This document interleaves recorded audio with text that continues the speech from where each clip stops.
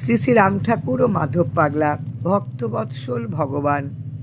আরেকদিন দাদাকে বললাম, দাদা যদি কোনো দিন আমার মাধবের দেখা পাই তবে তাকে অনুযোগ সহকারে বলবো, হায় মাধব, তুমি থাকিতে আমি এত দুঃখ ভোগ করিলাম।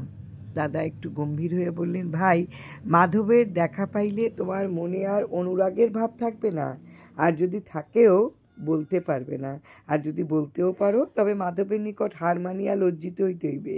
কারণ মাধব যদি জিজ্ঞাসা করে, হ্যাঁ রে পাগল, তোকে আমি জন্ম জন্ম এত ভালোবেসে আসছি, তুই আমাকে কি করে ভুললি, এমন কি আমার নামটি পর্যন্ত ভুলে গেলি, তখন তুমি কি জবাব দেবে?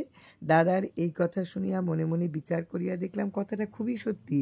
কেননা পূর্বজন্মের যে মাধব পাগলা মাধব মাধব বলতে বলিতে দেহত্যাগ করিয়াছিল, সে এবারে আসিয়া এমনকি মাধব নামটি পর্যন্ত ভুলিয়া গিয়াছিল। মাধবী কৃপা করিয়া সেই নামটি তাহাকে জানাইয়া দিলেন। জয় রাম, জয় রাম।